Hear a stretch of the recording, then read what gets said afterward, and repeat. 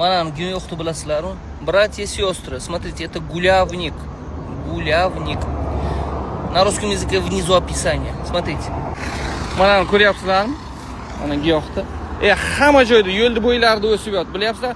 Shuni damlab ichinglar, bronxit, bronxialniy astmalarga вообще zo'r. ORV bo'ladi, laringit, faringit, mana shuni damlab ichinglar. Yulib, soyada quritib, bir osh qoshiq maydalab, bir osh qoshiqni 200 grammga damlab ichinglar kun davomida. Mana uni qo'shib ichsalaring undan-da yaxshi. Bular ham mana yo'talgan. Mana shu. Voh.